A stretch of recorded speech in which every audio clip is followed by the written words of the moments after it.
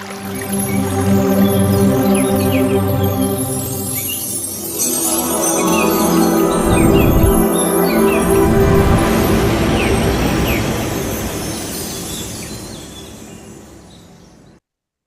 आज का है भगवत गीता का अध्ययन का। जो लोग कैमरा ओपन कर सकते हैं और बुक लेके, कितने लोगों के पास में अभी यहाँ पे बुक है भगवत गीता की, पत्री जी की? है? किनके, कितने लोगों के पास में है? मैम हैंड रेज भगवत कर। गीता है बट पत्री जी वाली नहीं है, दूसरी वाली है। अच्छा, हम्म, कौन सी है? यही गोरखपुर वालों की। अच्छा, लेकिन पत्री जी की भगवत गीता में बहुत सुंदर विश्लेषण दिया गया है। हम लोग ज्ञानी हैं और ध्यान से रिलेटेड इसमें अच्छी जानकारी भी दी गई है। तो ज्यादा से ये वाली पत्री जी की भगवत गीता तो होनी चाहिए सबके पास में, तो पढ़ने में भी आसानी रहेगी। हाँ, अमित जी के पास में है। वही है भगवत गीता, गीता प्रेस वालों की। ओके। गोरखपुर गीता प्रेस। हाँ, लेकिन हमें भगवत गीता सिर्फ जो श्लोक है हम उसी का ही अध्ययन करेंगे। हम हर विश्लेषण सभी का हम नहीं लेंगे। हम खुद से श्लोक का मीनिंग समझेंगे। भगवत गीता हम क्यों पढ़ रहे हैं या क्यों पढ़नी चाहिए भगवत गीता? हमारा एक जो धार्मिक ग्रंथ जैसे कहते हैं उसमें सबसे महान ग्रंथ में आता है भगवत गीता। बहुत पॉपुलर भी है। इतना पॉपुलर है कि अभी तक इसमें इसकी जितनी व्याख्या हुई है उतनी शायद किसी की भी, किसी भी ग्रंथ की नहीं हुई है। इतना पॉपुलर है ये, और इसकी कितनी लैंग्वेज में हुई है, जितनी किसी भी लैंग्वेज में किसी पुस्तक का विवरण नहीं है। भगवत गीता पॉपुलर है और आज हम इसका अध्ययन करने भी जा रहे हैं।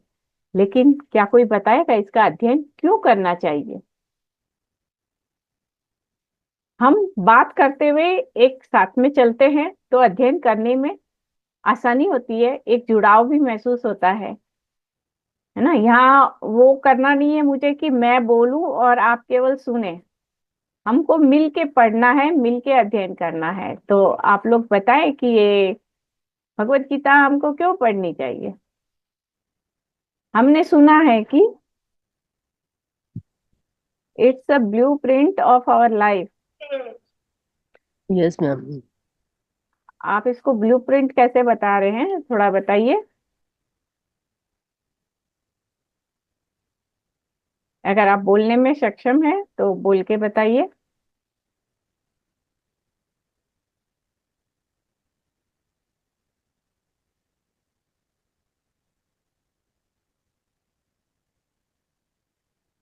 ठीक है, कोई नहीं बोल रहा है। ओके, लाइफ जीने का तरीका है। Yes, very nice. ये सबसे अच्छी बात है कि इसमें हमारा जीवन कैसे जीना है हमको, इसमें उसका अध्ययन है।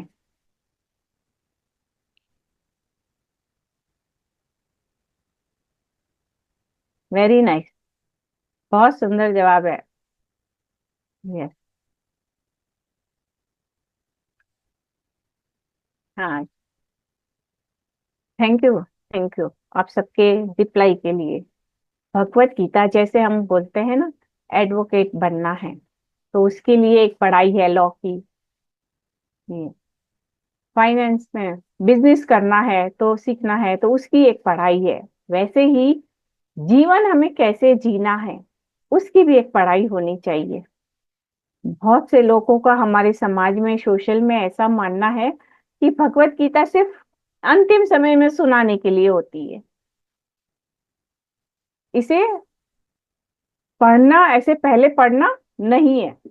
बहुत से लोग ऐसा मानते हैं सोशली। लेकिन भगवत गीता वास्तव में जीवन जीने का एक तरीका है। हम इस जीवन में हम जन्म लेके आए हैं, लेकिन इसको जीना कैसे है इसका हमें ज्ञान ही नहीं है।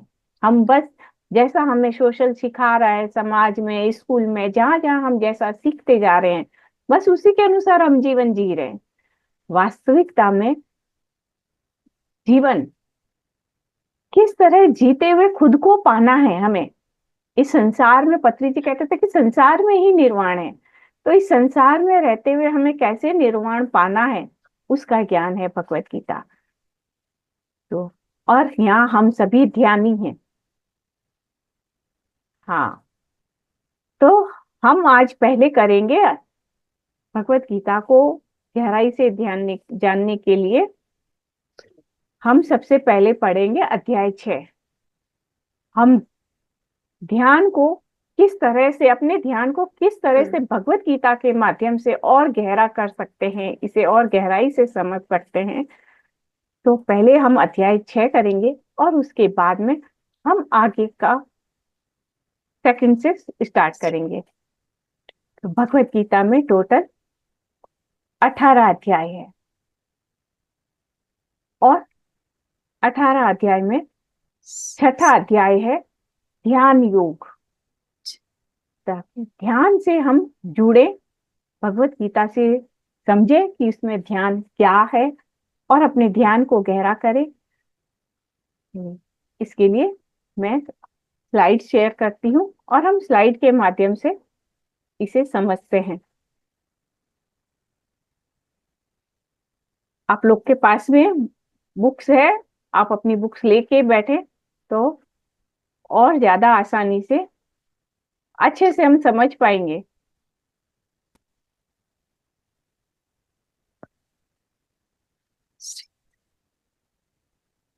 इसका पहला श्लोक, अध्याय 6 का ध्यान योग का पहला श्लोक है। आप में से अगर कोई इसे पढ़ना चाहेगा तो अवश्य पढ़े।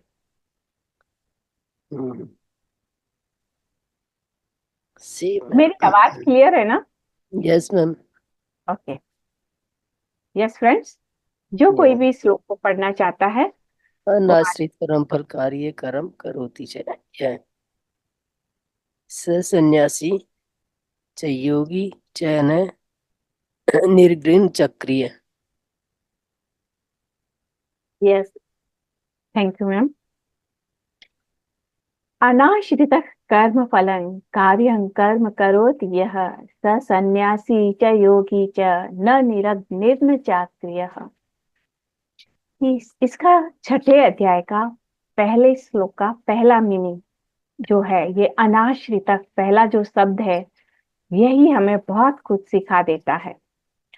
ये अनाश्रित, आश्रित हम किसे मानते हैं, है ना? हम बहुत बार बोलते हैं ना, आश्रित है किसी भी चीज पे। डिपेंडेंट। हाँ, डिपेंडेंट, बिल्कुल। हम आश्रित कितना डिपेंडेंट है अपनी लाइफ में।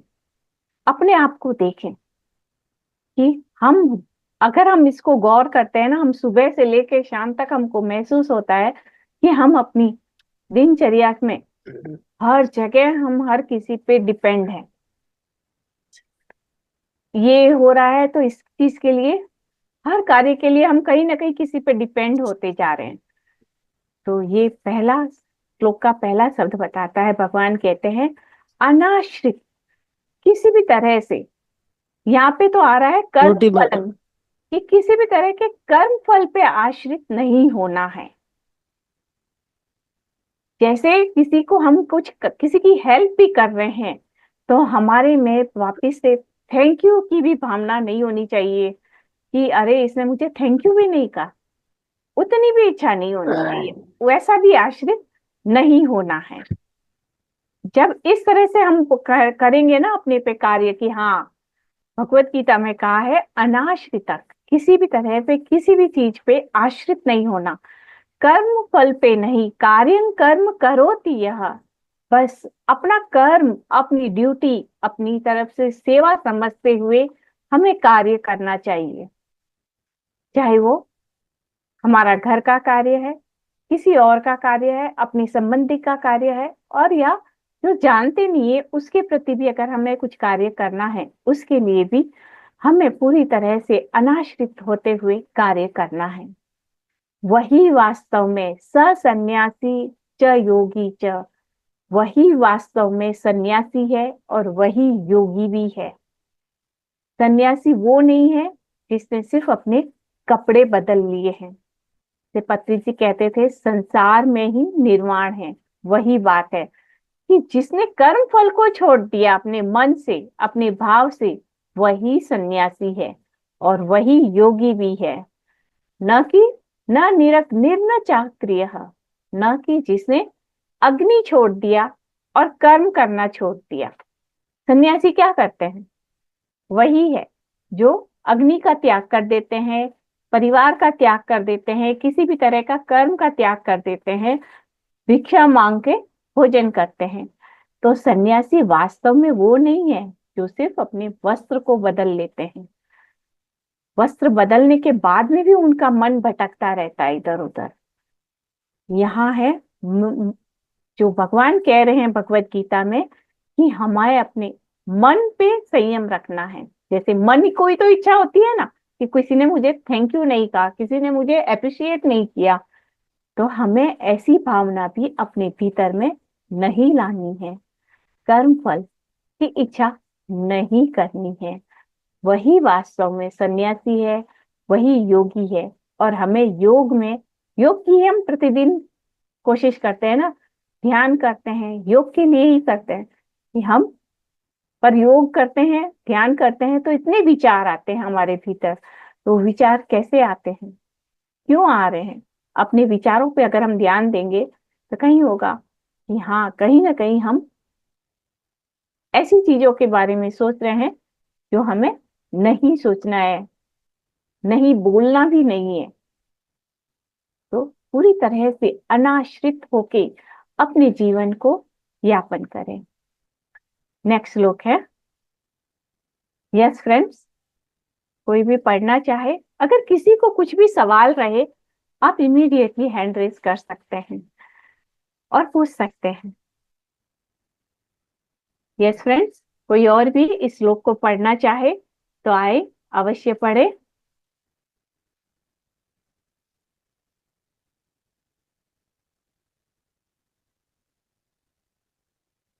यस, अपना हैंड रेज करें।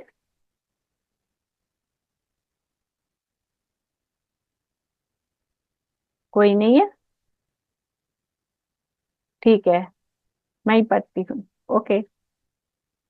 उद्धरेतात्मनात्मानम् नात्मानम् अवसादयेत् आत्मैव यात्मनो बन्धुः आत्मैव रिपुरात्मनः। यस, आप पढ़ना चाहते हैं? पढ़िए।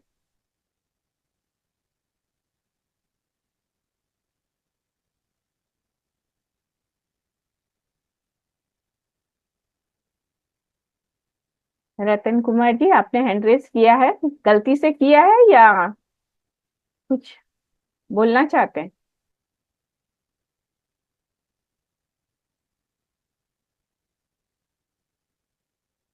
आपकी आवाज नहीं आ रही है, आपने अनम्यूट नहीं किया है। ठीक है।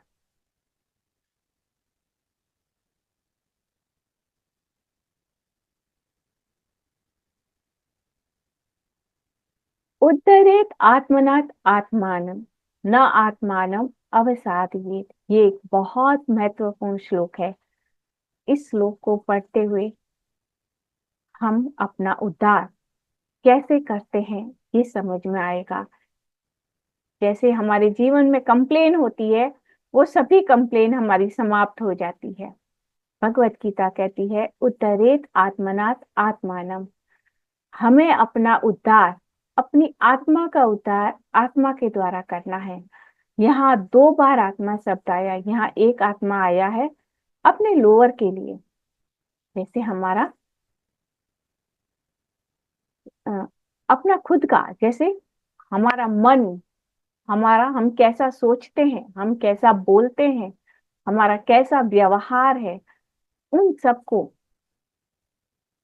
हम किस तरह से नियंत्रण करें, किस तरह से उसे कल्चर करें, कि उद्धरेत आत्मनात् आत्मानम, अपनी आत्मा के द्वारा, यानी कि अपने आप को जानते हुए कि हम क्या हैं, हम एक आत्मा है, उस आत्मा को जानते हुए अपनी इंद्रियों को, अपने मन को, अपनी बुद्धि को शांत करें। और ऐसा अगर हम ना करें, न आत्मानम अवसादये, अगर हम इसे कल्चर ना करें तो हम अवसाद में जाते हैं, हम दुखी होते हैं। ये सारा कुछ जो है हमारा दुखी होना किसी बाहर पे डिपेंड नहीं है, हमारे अपने पे ही डिपेंड है कि हम कैसा सोचते हैं, कैसा बोलते हैं और कैसा करते हैं।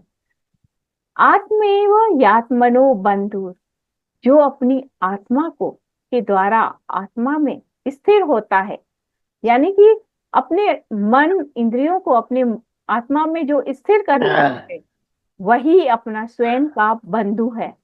और जो ऐसा नहीं करता है, वही अपनी आत्मा का शत्रु है। हमें किस तरह से अपना मित्र बनना है और अपना शत्रु बनना है। अपना स्वयं का उद्धार हमें खुद ही करना है। हमारा उद्धार कोई दूसरा व्यक्ति नहीं कर सकता है कि कोई हमें ऐसे आशीर्वाद देगा, कोई हमें गुरु आशीर्वाद देगा या कोई ऐसे संत आशीर्वाद देगा और हमारा उद्धार हो जाएगा। ऐसा नहीं है। अपने उद्धार के लिए अपने मन पे कार्य करना है, अपने विचारों पे कार्य करना है, अपनी भावनाओं पे कार्य करना है। और ऐसा करते हुए उनको अपने अंदर स्थिर करना, करते जाना है, अपने स्वयं की आत्मा में स्थिर करते हैं। और अगर हम ऐसा ना करें, सिर्फ भौतिकता की अभिलाषाओं में ही रहें कि मुझे ये चाहिए, ये चाहिए, जो सब मन को ही चाहिए रहता है ना ये सब, और मन को स्थिर करते हैं, तो हमारा ध्यान भौतिकता में नहीं जाता है। बस नीड पे रहना चाहिए। ज्यादा हम इच्छाएं करती हैं, आज एक इच्छा करेंगे, एक को पूरी करेंगे, मन चंचल है, उसके मन में कल दूसरी इच्छा आएगी, का परसों तीसरी इच्छा आएगी। तो हमेशा ये इच्छाएं चलती ही जाती रहेगी, कभी भी इच्छाओं का समापन नहीं होता है। तो अपने आप को अपनी गहराई में उतरने के लिए, अपने ध्यान को गहरा करने के लिए, अपनी आत्मा में अपनी ही सेंसेस को, इसमें हम देखेंगे भी आगे और कि मन से परे, इंद्रियों से परे है मन, मन से परे है बुद्धि, और बुद्धि से परे है आत्मा।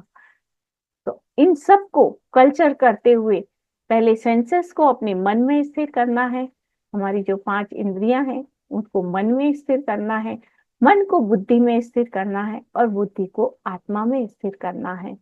और इस तरह से हम अपने आप को स्थिर करते जाते हैं, वैसे वैसे हम योग में स्थिर होते जाते हैं, हमारा ध्यान गहरा होने लगता है, योगारूढ़ होते हैं इस तरह से।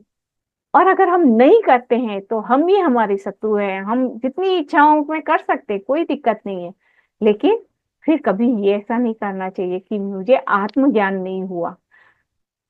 जैसे पतंजलि योग सूत्र में भी जो आता है कि अभिलाषाएं नहीं करना, यहाँ आया है अपने आप का उद्धार खुद के द्वारा करना। वही है, हम ही अपने शत्रु हैं, हम ही अपने मित्र हैं। अगर हम स्वयं का अपने पे काम करते जाते हैं तो हम अपने मित्र हैं, और अगर हम अपने पे काम नहीं करते हैं तो हम ही अपने शत्रु हैं। हमें बाहर किसी के प्रति कोई कंप्लेन कभी भी नहीं करनी चाहिए। पत्री जी के 18 प्रिंसिपल में भी आता है, नो कंप्लेन और नो जजमेंट। हम जितना किसी को देख के जजमेंट करेंगे, बाहर किसी पे फर्क नहीं पड़ेगा, हमारे भीतर ही उसका इफेक्ट होगा। हमारे और अधिक विचार बनते जाएंगे ऐसे जजमेंट करने से, कंप्लेन करने से भी हमारे विचार बढ़ते जाएंगे, हमारी एनर्जी लो होती है उससे, क्योंकि हम कंप्लेन भाव में आ गए, हम लोअर भाव में आ गए। तो हमारा हायर मन और हमारा लोअर मन, इन दोनों मन को हमें समझते हुए अपने आप को कल्चर करते रहना। तो भगवत गीता कहती है हमें अपना उद्धार अपने खुद के द्वारा ही करना है। हमारा उद्धार कोई दूसरा व्यक्ति नहीं कर सकता। तो इसके लिए हमें अपने पे ही कार्य करते जाते जाना है, अपने स्वयं के लिए। इसके बाद में नेक्स्ट श्लोक देखते हैं। आपको समझ आ रहा है ना मैं जो बोल रही हूँ? अगर कहीं पे भी किसी को भी कोई शंका है तो तुरंत सवाल कर सकते हैं।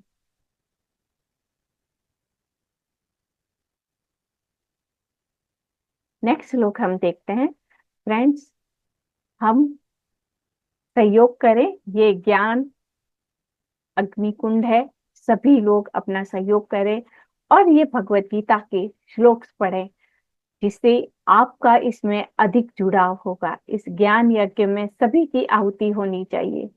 तो आप आगे आए और ये श्लोक पढ़ें। यस रजनी जी, अपने आप को अनम्यूट कीजिए। जितात्मनः प्रशान्तस्य परमात्मा समाहितः शीतोष्ण सुख दुखेषु तथा मानापमानयोः। हाँ, thank you, thank you, very nice. जितात्मनः, जितात्मनः यानी कि जिसने अपने मन को जीत लिया हो। प्रशांत, एक होता है शांत और एक होता है प्रशांत। शांत हो गया जिसका मन में चंचलता समाप्त होती जा रही है, और प्रशांत हो गया जिसने कि पूरी तरह से वो शांत हो गया। और जिसने मन जीत लिया है अपना, वो तो पूरी तरह से शांत हो चुका है। और वो क्या है फिर? जब मन शांत हो गया, मन को जीत लिया और पूरी तरह से शांत हो गया, वो परमात्मा समाहित है। वो वो आत्मा परमात्मा में समाहित हो जाती है। फिर वो एक लय हो जाती है। वो कैसे एक लय हो जाती है? कोई बता सकता है कि वो किस तरह से एक लय हो सकता है? जब मन शांत हो जाता है तब हमारी सारी चंचलता समाप्त हो जाती है। और मन की चंचलता समाप्त होने पर हम परमात्मा की आवाज को, जिसे हम कहते हैं इंट्यूशन सुनना, हम उसे गहराई से सुन सकते हैं, इमीडिएटली सुन सकते हैं। और वो समाहित, वो परमात्मा के और नजदीक पहुंचते जाता है, उसी के समान हो जाता है। तो चितात्मनः, जिसने अपना मन को जीत लिया है, वो प्रशांत से, वो पूरी तरह से शांत होकर परमात्मा में स्थिर हो गया है। तो ये कब होता है? जब हम अपना उद्धार खुद करते हैं, खुद का, अपने आप को मन पे काम करना कल्चर करते जाते हैं, अपने विचारों पे, अपनी भावनाओं पे, तभी ये चितात्मना होता है। हम अपने मन को स्थिर और शांत कर सकते हैं तभी। शीतोष्ण सुख दुखदा हेषु तथा माना अपमान यो हो। और जो जो उसका मन पूरी तरह से शांत हो गया है, फिर उसके लिए क्या सुख और क्या दुख। सुख दुख बहिर्मननम, ऐसा आता है शिव सूत्र में कि सुख और दुख मन के बाहर की चीज है ना, बाहर रखने की चीज।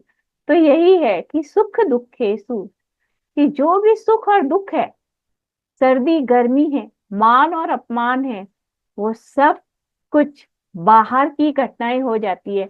फिर वो हमारे मन को प्रभावित नहीं करती है। हम सुख और दुख कहाँ महसूस करते हैं? हम जितने भी सुख और दुख होते हैं उसे हम अपने मन में महसूस करते हैं। मन के तल पे है। आत्मा तो निर्गुण है। आत्मा के तल पे कोई सुख नहीं, कोई दुख नहीं, कोई मान नहीं, कोई अपमान नहीं। आत्मा तो निर्गुण ही है, वो तो हमेशा शांत रहने वाली है। तो जब मन शांत हो जाता है तो ये सभी घटनाएं होती है, वो हमें विचलित नहीं करती है। अभी हमारे जीवन में कुछ भी ऐसी घटना होती है, हम तुरंत से विचलित हो जाते हैं। किसी ने कुछ दो शब्द भी कह दे, हम उसको पकड़ के बैठ जाते हैं कि अरे उसने ऐसे कह दिया, मुझको इतना दुख हुआ, और हम उन शब्दों को पकड़ के बैठ जाते हैं। और उससे किसी और को नुकसान नहीं होता है, उस उससे हमारी अपनी ही एनर्जी लो होती जाती है, क्योंकि अभी तक हम मन के तल पे ही जी रहे हैं। उसने ऐसा कह दिया, हमें बुरा लग गया, उसने ऐसा कर दिया, अभी सर्दी है, अभी गर्मी है। सर्दी और गर्मी क्या है? अपना क्रोध आना, गर्मी जितना हम क्रोध करते हैं, और सर्दी हम शीतल रहना, हम शांत रहना। हाँ, कैसा भी स्थिति हो या परिस्थिति, स्थिति अपने मन के अंदर की स्थिति हो, किसी के कुछ कहने से हमारी स्थिति बदल जाती है, बाहर की परिस्थिति से हमारी अंदर की स्थिति जब तक बदलती रहेगी तब तक हम शांत नहीं है। और प्रशांत तो उससे भी बड़ी बात है। तो अपने आप को, अपने आप पे इतना काम करना है कि हम शांत बने पहले, कि हम बाहर की किसी भी स्थिति से, परिस्थिति से हमारे अंदर की स्थिति में परिवर्तन न आए। इस तरह से अपने आप को प्रशांत करना है। और जब ऐसी घटना हो जाती है, शांत होते होते होते जब हम प्रशांत हो जाते हैं, फिर कोई भी घटना हमें दुखी, सुखी नहीं करती है। जिसे दो शब्द से हम अपना अपमान समझ लेते हैं, वो सब हमें लगता है कि ठीक है, ये सामने वाले का विचार है, उसने अपने विचार व्यक्त किए। हम उन विचारों से अपने आप को नहीं जोड़ते हैं। क्यों? क्योंकि हमारा मन पूरी तरह से शांत है। हम आत्मा के तल पे हम जाग चुके हैं, तो हम ऐसे विचारों को अपने से नहीं जोड़ते हैं, हम दुखी नहीं होते हैं, क्योंकि हमें पता है हमारे भीतर जो आत्मा है उसका इससे कोई मतलब नहीं है। ये तो सिर्फ मन का काम है। दुखी सुखी होना, मान अपमान होना, लाभ हानि होना, ये सब कुछ बाहर की ही घटनाएं हैं। आत्मा का इससे कोई लेना देना नहीं होता है। आत्मा निर्गुण है। तो जब हम आत्मा के तल पे आएंगे तब हमें ये चीज और अधिक समझ आएगी। और आत्मा के तल पे हम कैसे जाके, वो है अपने आप को शांत करना, अपने विचारों को शांत करना। तभी हम इस तल पे जाग पाएंगे कि स्वयं को हम जागे, जाने, सजग बने स्वयं के प्रति कि हम क्या है। नेक्स्ट श्लोक। यस फ्रेंड्स, आप में से जो भी इसे पढ़ना चाहे, श्लोक नंबर 10। हम कुछ मुख्य मुख्य श्लोक ले रहे हैं। यस, आपने अच्छा हैंड डाउन कर लिया, हैंड रेस करके। हाँ, पढ़िए।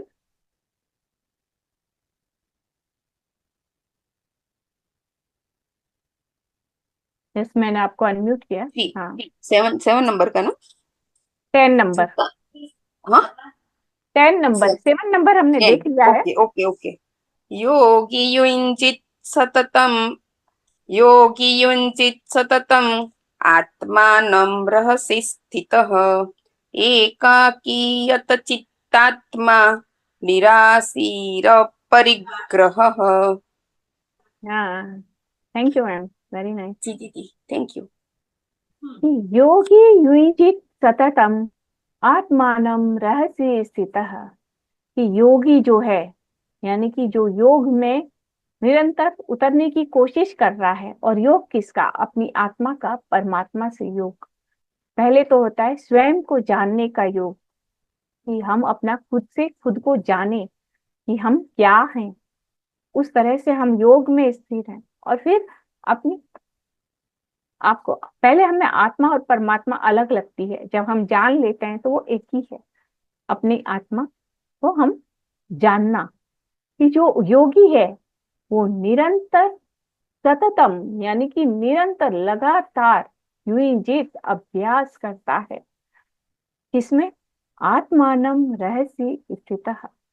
अपनी आत्मा में स्थिर रहने के लिए वो लगातार अभ्यास करता है। हम भी प्रतिदिन ध्यान करते हैं, लेकिन क्या ध्यान हम 1 घंटा बैठ के करते हैं, क्या वो उतना सफिशियंट है? ये सुमित प्रजापति जी, आप क्या कर रहे हैं? यस, क्या हम जो 1 घंटा ध्यान करते हैं, आंख बंद करके बैठते हैं, क्या वो सफिशियंट है? हम 24/7 कैसे विचारों में रहते हैं, कैसी भावनाओं में रहते हैं, वो ज्यादा जरूरी है।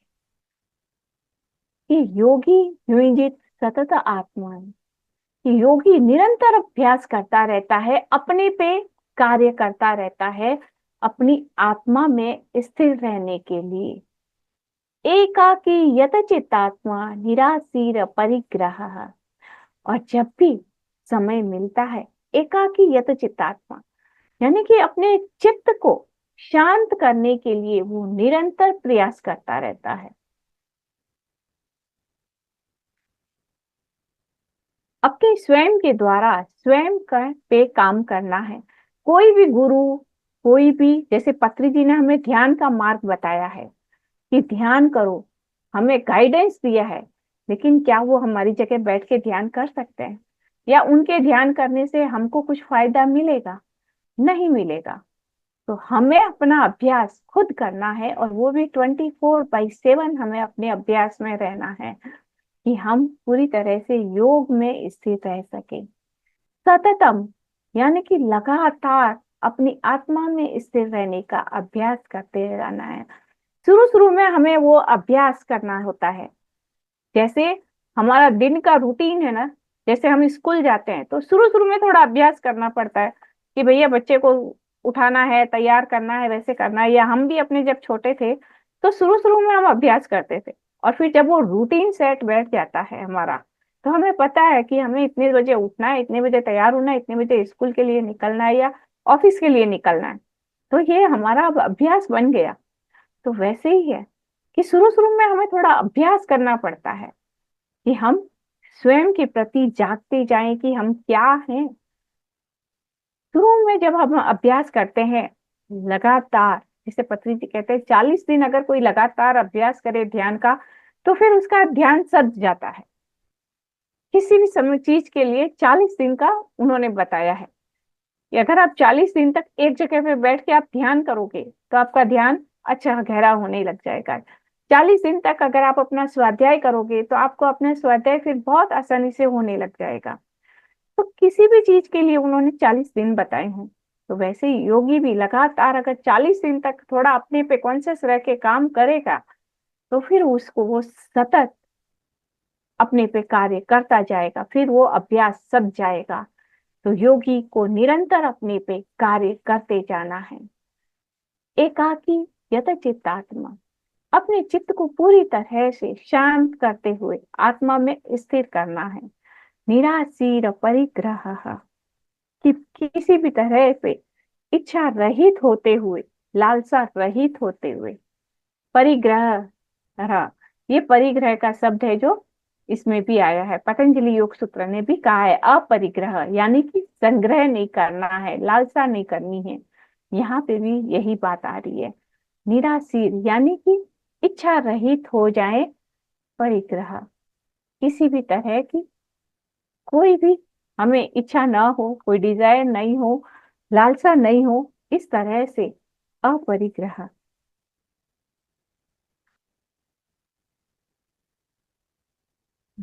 यस फ्रेंड्स, अभी हमने कुछ श्लोक देखे हैं। अगर इसमें से आपको किसी को भी कुछ पूछना है, कुछ बोलना है, आपको क्या समझ में आया, क्या नहीं आया, आप सवाल कर सकते हैं। हमें लाल एकदम से अपने आप पे ही काम करना है। उद्धरेत आत्मनाथ आत्मानम, अपने खुद के द्वारा खुद का उद्धार करते जाना है। आज के जो श्लोक किए हैं अध्याय 6 के,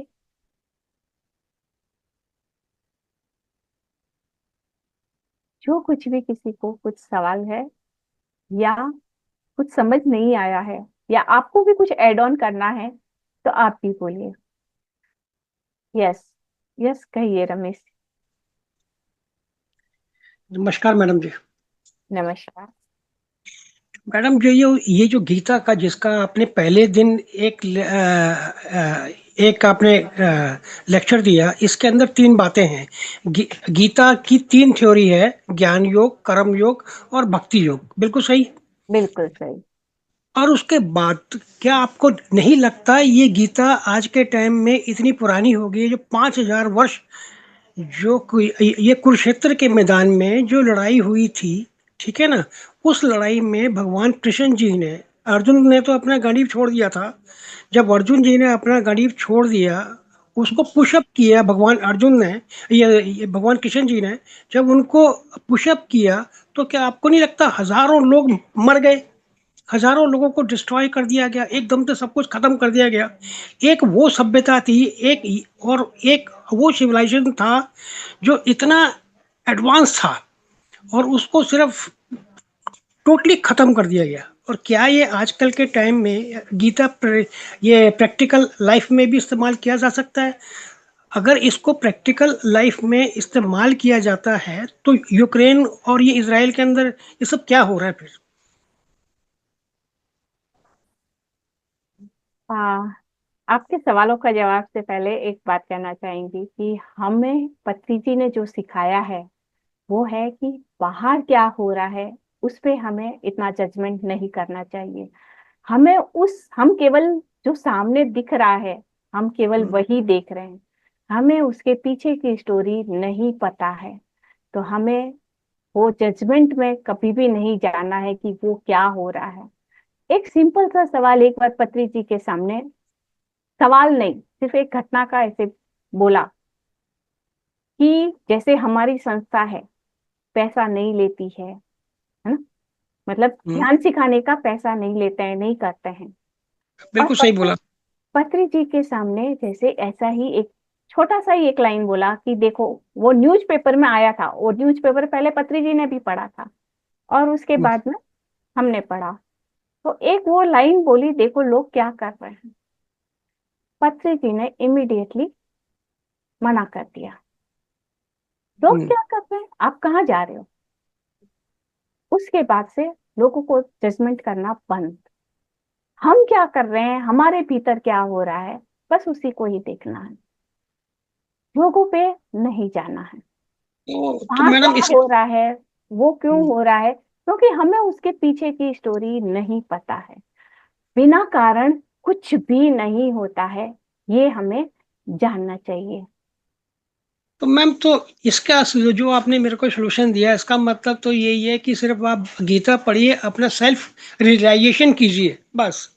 हाँ, ठीक है गीता मैम, ठीक। भगवत गीता में अगर पूरी भगवत गीता को आप पढ़ोगे ना और हम्म, उसको हम समझते हैं, तो पूरी हाँ। भगवत गीता में भी एक जगह पे भी ये नहीं आता है कि हमें किसी और को ये सिखाना है, ये बताना है, ये करना है, कहीं पे भी नहीं आता है। पूरी भगवत गीता में केवल खुद पे ही काम करने के लिए ही आता है, इससे ज्यादा और कुछ भी नहीं। पूरी अच्छा, भगवत गीता में एक भी श्लोक ऐसा नहीं मिलेगा जहां आपको कहीं बाहर का विश्लेषण आपको करने के लिए आएगा। तो मैम एक बात बताइए, अगर इसके अंदर सेल्फ रियलाइजेशन है, तो फिर जो जब कोई सिविलाइजेशन इतना डेवलप हो जाता है, जैसे आजकल के टाइम में हिंदू मुस्लिम चल रहा है, अगर आप हिंदू की पॉपुलेशन को कम करते हैं और मुस्लिम की पॉपुलेशन को ज़्यादा इंक्रीज करते हैं, तो वो आपके माथे पे तलवार रख के फिर आपको बोलेंगे इस्लाम क्लियर कर, तब आप कैसा महसूस करेंगे? तब भी आप ये बोलेंगे नहीं जी, मैं तो ये गीता पढ़ता हूँ और मैंने अपना सेल्फ रियलाइजेशन को ये प्राप्त कर लिया है, मैं तो हिंदू माइथोलॉजी के अंदर ही डिपेंड रहूंगा। तब आपके बारे में क्या विचार है? नहीं, मेरे ऐसे कोई विचार नहीं है। ना हम्म। तो मैं हिंदू को अलग देखती हूँ, ना मैं मुस्लिम को अलग देखती हूँ। हम पहले अलग देखना ही बंद करें। हम अलग देखते हैं तभी तो ऐसी घटनाएं होती है। हम एक समान क्यों नहीं देखते हैं। ठीक है मैम। मैं ध्यान सिखाती हूँ अपने घर पे, अपनी सोसाइटी में। वहाँ हिंदू भी आते हैं, मुस्लिम भी आते हैं, क्रिश्चियन भी आते हैं। तो उसका इम्पैक्ट क्या पड़ता है? वो भी इम्पैक्ट क्या? क्या, मानवता का इम्पैक्ट होता है, मानवता सीखते हैं लोग, और हमें वही सीखना है। हम ना हिंदू है ना मुस्लिम है, हम कब इससे बात से ऊपर आएंगे। हम क्यों इस बात को लेके चलते हैं कि हम हिंदू है मुस्लिम, हम रिलीजन में क्यों जाते हैं, हम मैम, मानवता को क्यों नहीं लेते हैं। आप भगवत गीता पे आइए, आप अलग कॉन्सेप्ट पे जा रहे हैं, अलग पे मत जाइए, भगवत गीता पे रहिए। ये रिलीजन में मत जाइए, भगवत गीता नहीं सिखाती है रिलीजन। भगवत गीता केवल अपने अंदर उतरने के लिए बात करती है। जैसे जैसे आप पढ़ते जाएंगे, अपने अंदर पे काम करते जाएंगे।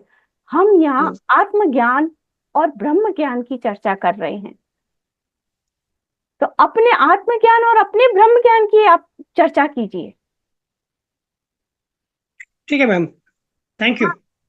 यस सर, मोस्ट वेलकम आपका। हम मानवता पे हम ध्यान करते हैं, हम मानवता की बात करें, हम रिलीजन में कभी भी नहीं जाना। जितना हम जाएंगे, तो जैसे क्यों हम जा रहे हैं, हम ऐसा विचार कर रहे हैं, और जैसा हम विचार करते हैं वैसे ही विचार हम अपने चारों तरफ भेजते हैं। विचारों की भी अपनी एक शक्ति होती है, विचारों से दुनिया क्रिएट होती है। जैसे विचार हम जनरेट करेंगे वैसे ही विचार सारी मानवता में फैलेंगे। हम शांति की विचार करेंगे, हम मानवता के लिए सोचेंगे, तो वैसे ही विचार जाएंगे।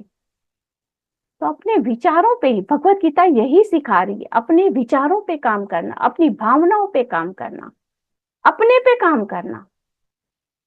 और वो बेहद जरूरी है, हम सबके लिए जरूरी है कि हम प्रकृति को हम क्या दे रहे हैं, हम कैसे विचार रिलीज कर रहे हैं। जैसा हम देंगे वैसा ही हमें मिलेगा। प्रकृति अपने पास में कुछ भी नहीं रखती है। जैसा हम प्रकृति को देंगे, प्रकृति लौटा के हमको वैसा ही देगी। तो हम वैसा ही सोचें, हम वैसे ही विचार करें, हम वैसा ही बोलें, हम वैसे ही दूसरों के साथ में व्यवहार करें जैसा हम अपने प्रति चाहते हैं।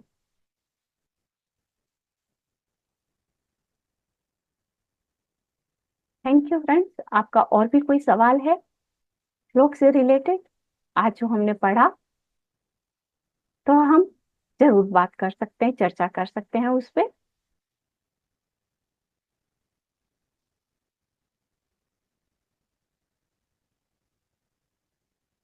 यस, सूर्या जी। हरिओम मैम, मुझे बहुत अच्छा लगा आपको सुन के आज।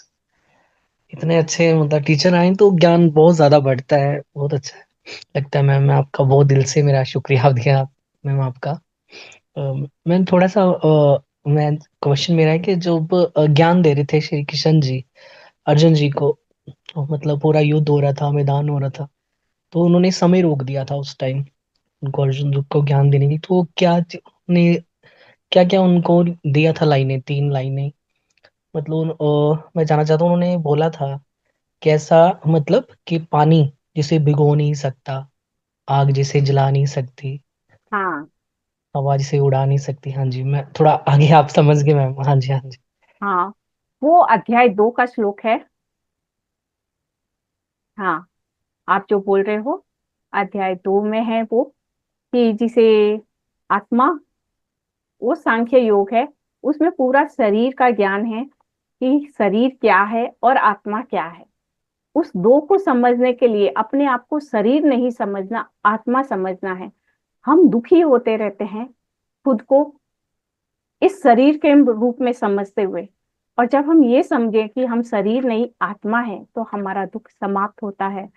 तो वो जो श्लोक है कि जिसमें है वर्णन है कि आत्मा शाश्वत है, उससे पहले वाले श्लोक में आता है कि आत्मा शाश्वत है। हालांकि उस श्लोक में आत्मा वर्डिंग नहीं आता है, उस श्लोक में केवल वर्णन आता है कि आत्मा,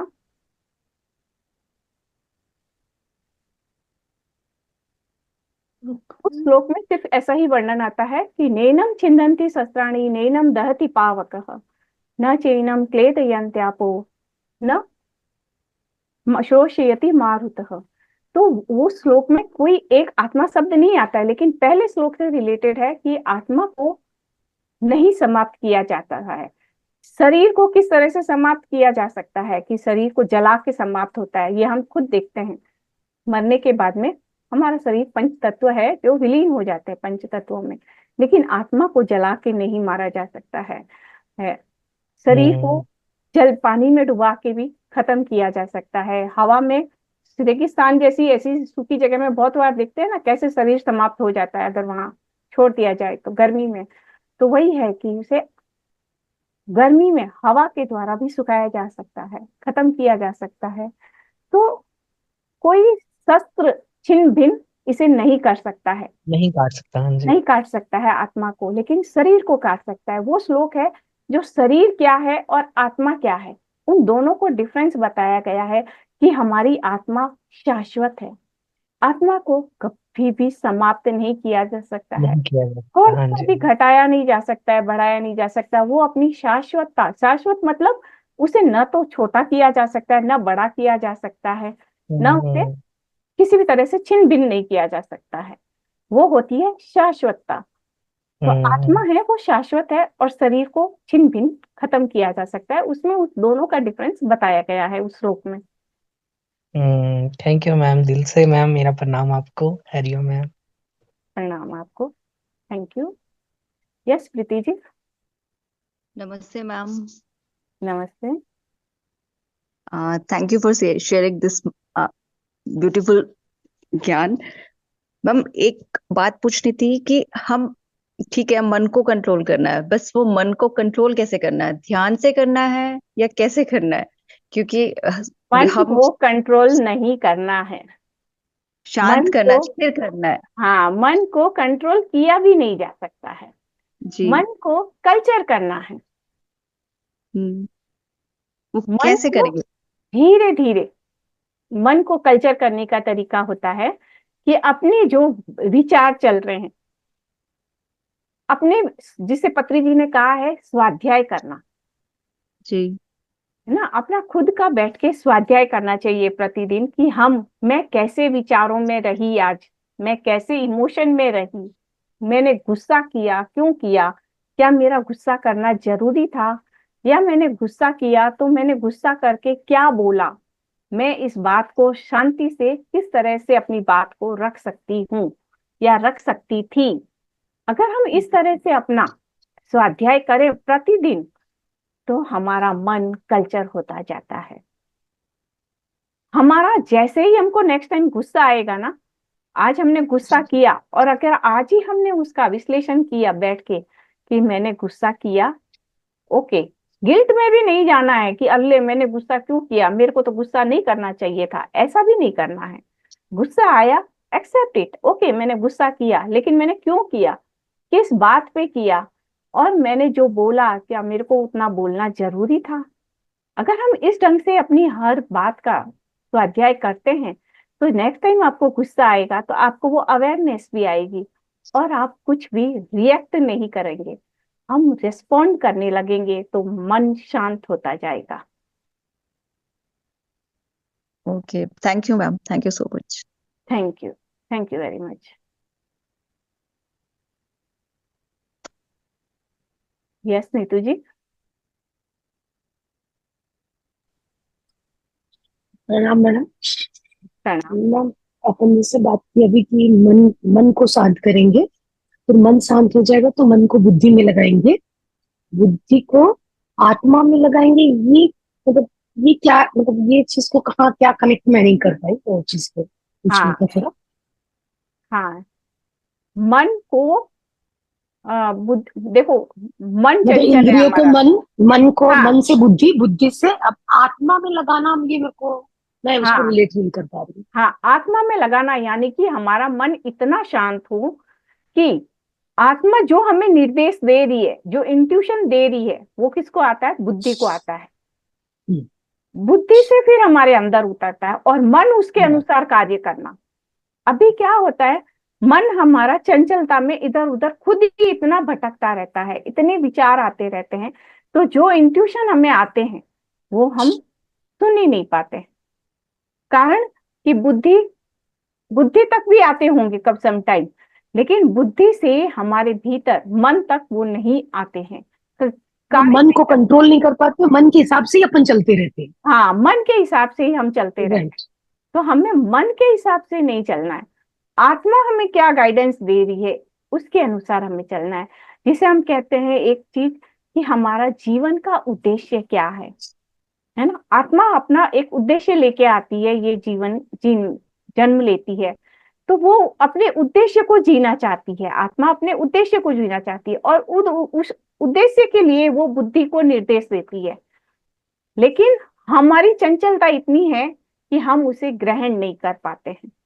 इसके लिए मन को शांत करें, इतना शांत करें कि वो बुद्धि को सुन सके और बुद्धि आत्मा को सुन सके।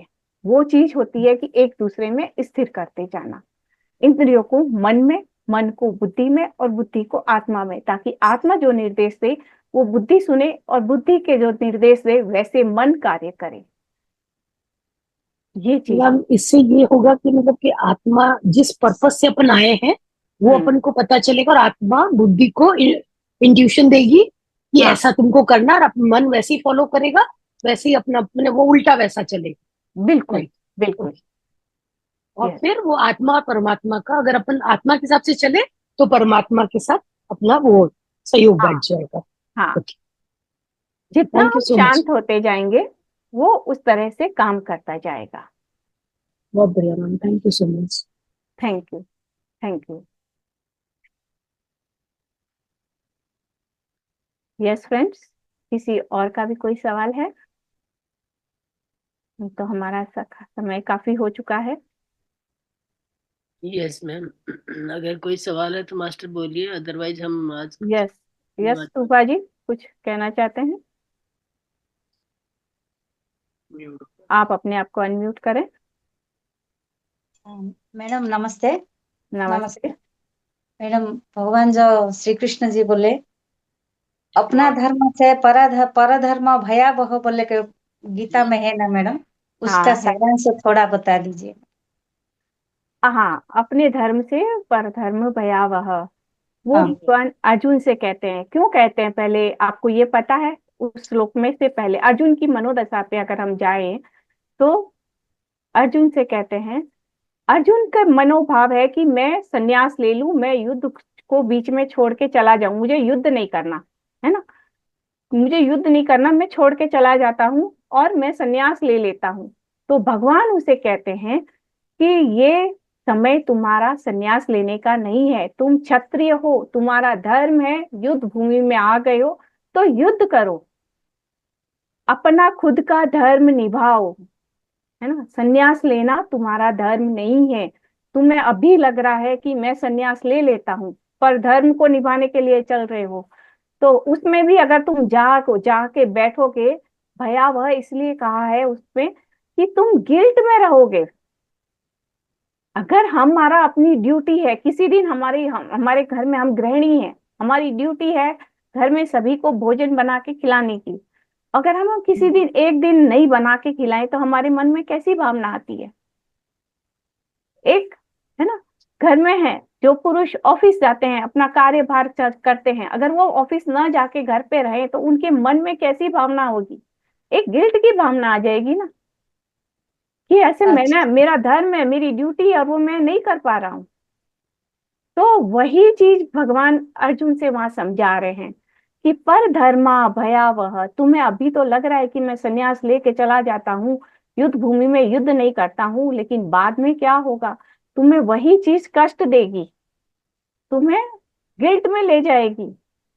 अच्छा, ओके मैम। क्षत्रिय का धर्म हाँ, युद्ध करना। क्षत्रिय का धर्म है, और युद्ध भूमि में खड़े होने के बाद में भग जाना, तो इससे तो अच्छा है तुम युद्ध भूमि में मर जाओ। सही। क्षत्रिय अच्छा, अपना धर्म निभाओ, युद्ध करो। Thank you madam, thank you तो मैडम। हम सबको, वो वहां कहा अर्जुन को है, लेकिन हम सबके लिए ये है, हम सब आज हाँ। के अर्जुन हैं, हम सबके लिए है कि हमें अपना धर्म को निभाना चाहिए। Yes, thank you, thank you madam, thank you madam. Thank you.